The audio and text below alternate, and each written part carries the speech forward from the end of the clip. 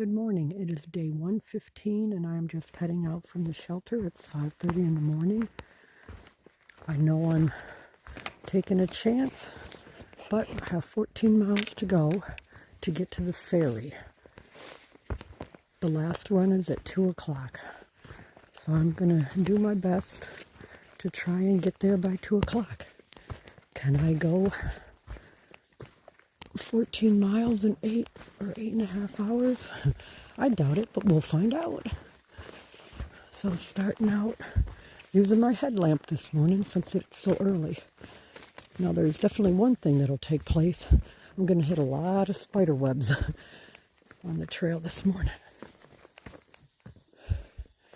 So this is a little different.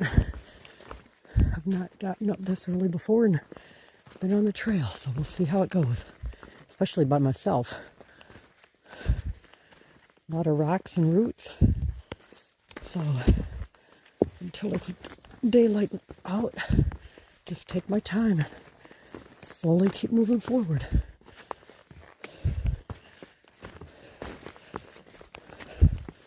And hope that when the sun does come up, I'm able to try and do about 2 miles an hour.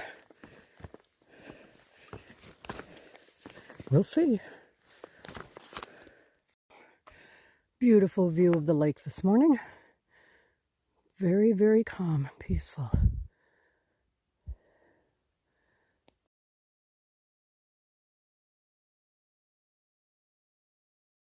The Great Carrying Place, 1775 Arnold Expedition Portage Route. In 1775, a small American army of about 1,000 soldiers under the command of Colonel Benedict Arnold passed over the 13-mile Great Carrying Place between the Kennebec and Dead Rivers. Colonel Arnold and several companies encamped here on October 14th. On the following day, they crossed west Carey Pond and their boteau, I don't know how you say that, and continued over the steep ridge to the west and onto the Dead River. They then proceeded through the wilderness to attack their goal, Quebec.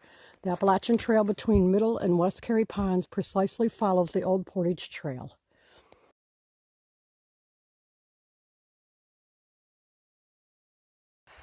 All right, I am coming up on East Carey Pond. I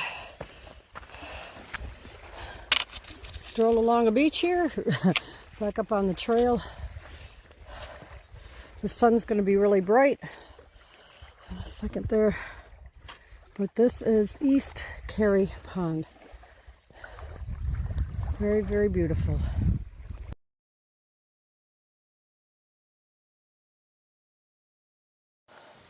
.9 miles to the river where I have to catch the ferry boat.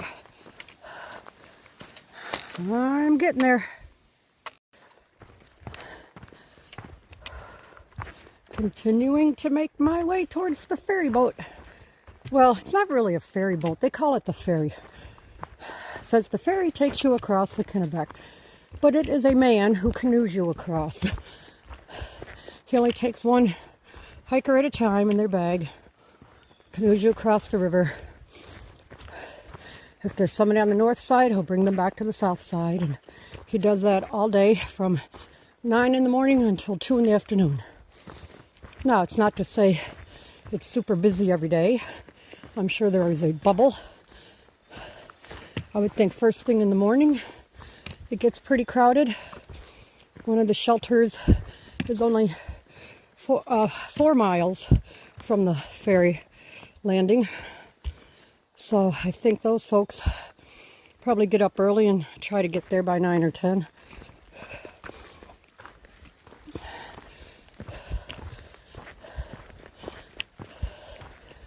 I couldn't tell you about the north side. I haven't looked yet to see what's on the north side, how close a shelter is. But I do think the roadway where I'm getting picked up by the hostel people, I think that roadway's within a mile of the landing where he let you off the canoe.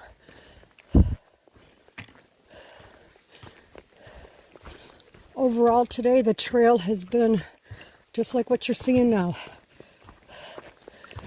Rocks, roots, but overall able to get through rather quickly.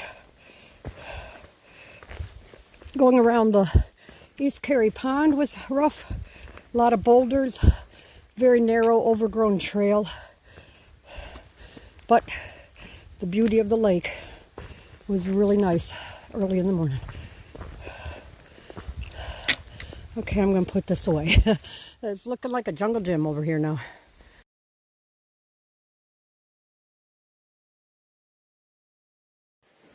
I can imagine this could be a little bit of a challenge going across when the water is flowing. But as you can see, this stream or brook is totally dry. And you know it has a good flow because look at all the debris that's been pushed up here. But here we are, still in a drought.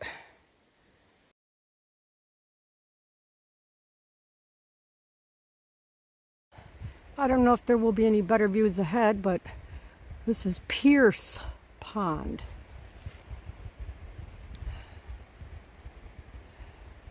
I see some boats over there. Not sure if there's individuals camping or if they're left for anybody to use. But since they have a motor on the back, I'm going to say only certain people have, maybe they pulled up and camped on the beach there last night. For all the drought they've had, this is one spot that does not have a drought, and I have to ford across. As you can see, the blaze is over there on the tree.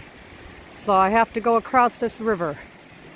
It looks to be, in some areas, probably over my knees. So, instead of worrying about what I get wet, I am just going to go ahead and take my time and walk through it with my shoes, socks, and my shoes and socks on. They'll have plenty of time to dry out.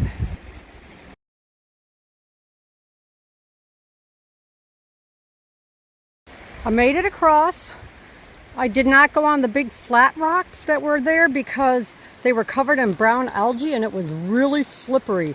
So I took a little bit of a deeper path where there were a bunch of little pebbles. So I'll show you my leg here. You can see it was up over my knees. But man, did that water feel good on my feet.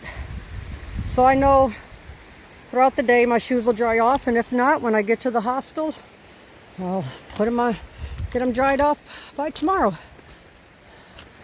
But away I go, continue on the path of about 4 miles to the ferry crossing.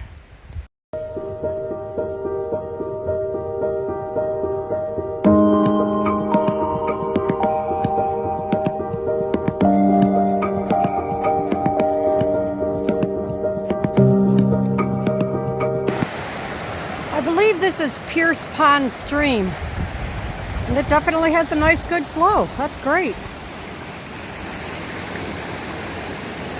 I can't imagine after a good rain how hard it's rushing. This is really nice. I'm glad I don't have to cross it here.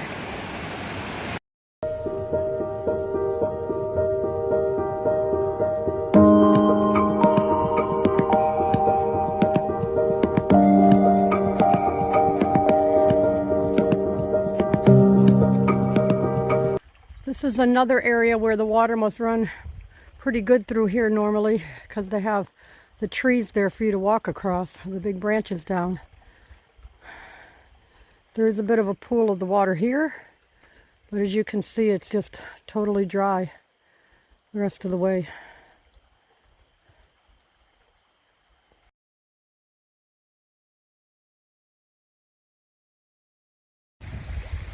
This is a continuation of the Pierce Pond stream. I've been following it for quite a while now. I'm glad earlier this morning I was able to pump out to 2.2, 2.5 miles an hour because it has been very slow following along this stream.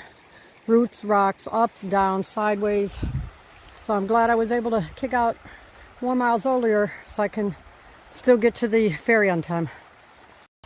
I made it! I made it to the Kennebec River! Woohoo! I am here! Yeah, baby! That must be the guy over there. Gonna come on now. Get me a guess. I don't know. Maybe he's waiting for somebody from that side. And across that stream we go. There is no way I would ever have walked across there. No way. No way. This is so exciting. I did it. Yes. All right, that's Kyle leading the expedition and Glide going for the ride. Kyle does this all day long, taking hikers across the Kennebec River, one side to the other.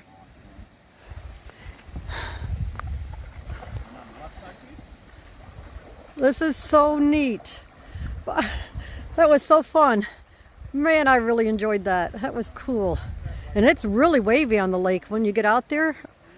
And the direction we came, we weren't going into the waves, they were hitting the side. So that was kind of neat.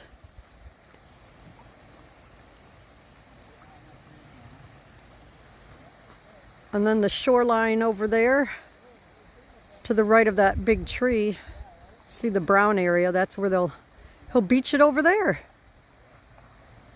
That is so cool. But yep, so that is Kyle leading, well, not leading, he's the canoer man. I don't know, he's paid by some agency, and that's what he does all day long, is back and forth across this river. He said it's rough today. It's been pretty calm the last few days, but today it's a little bit rough. Whoa, sorry, I'm all over the place with this. But he tells you which side to paddle on right, paddle on left. I told him I was so afraid I was going to skim across the top and splash him. But he said, well, it wouldn't be the first time. That's okay.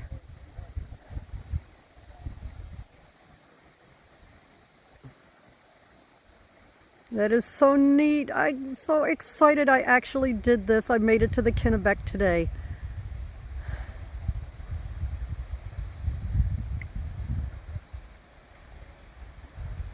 Means I averaged over 2 miles per hour this morning getting down here.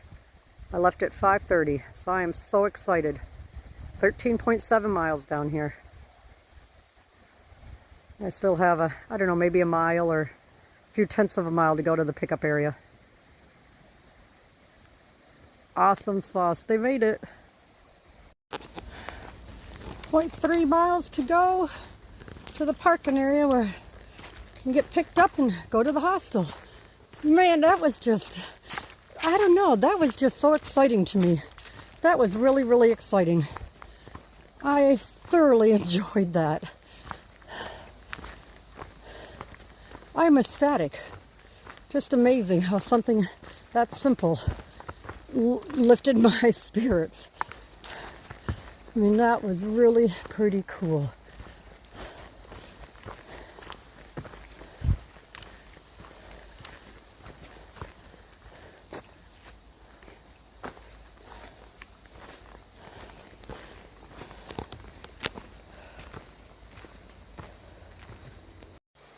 It's really pretty. The trail follows along the river here for a little bit. The guide was telling me that people have tried to cross here before when the canoe's not running and they don't want to wait another day for the canoe to run, because it only runs from 9 in the morning till 2 in the afternoon. That people will actually try and cross. It's a little shallower up here, but he said the danger of that is there's a reservoir upstream and they never know when they're going to open up and let some of the water out, and it can rise anywhere from 2 to 4 feet. The river can. So they've had a couple people drown over the years who are attempting to cross. You figure you got a heavy pack. Of course, you would undo your waist straps and your chest strap. So if you had to slip out, you could easily slip out of it. But then that makes your load a little bit loose and it moves around on you. You've got algae on the rocks. So yeah, that would be really, really dangerous to try and cross, but he said people have. Man, that was so nice.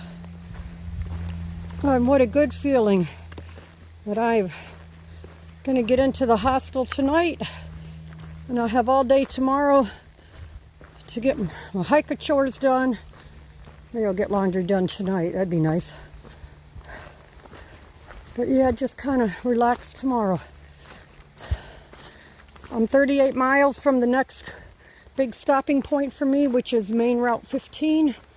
That's where I would go to Shaw's Hiker Hostel. And then from there, I'll have them drop me off at Katahdin Ironworks Road, and I will head south back to Main Route 15. And that will complete Maine for me. So roughly 70 miles, roughly 70. I should be done with Maine. How exciting. Man, golly, I can't believe I did it. I'm so excited.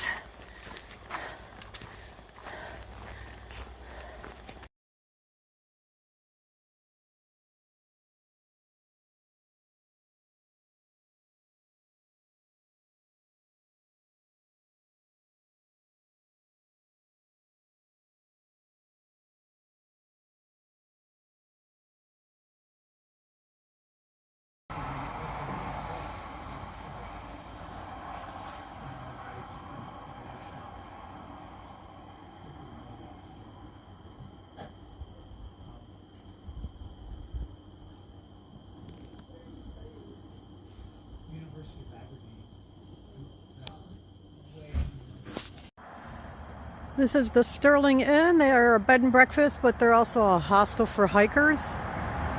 So I'm taking my zero here today. I have a private room. There's new owners. They've only been here, I think they said about 7 weeks. And they definitely need some office help. I had made a reservation for 2 nights in the bunk room, and when I got here, when I arrived here, they didn't put me in the bunk rooms. They didn't even have my name as a reservation, so I pulled up my text messages showing I had a reservation. So they gave me a private room at the price of a bunk room. Yeah, it's a nice big house, sitting area up there above the, well, I'll call it a garage, but it's not a garage. But a nice big sitting area upstairs. They do serve breakfast in the morning, which is great. They had gluten-free bread for me, gluten-free bagels. They made a quiche. I just scraped it off the crust. But yeah, it was really great. Hash brown casserole with sausage and eggs as well. So it was really good. Beautiful piece of property they have. Some grass to run around in if you wanted to, I guess. But yeah, it's about 1.5 miles, 2 miles off the trail. There's a nice wide porch, and I've been enjoying sitting out here on the porch.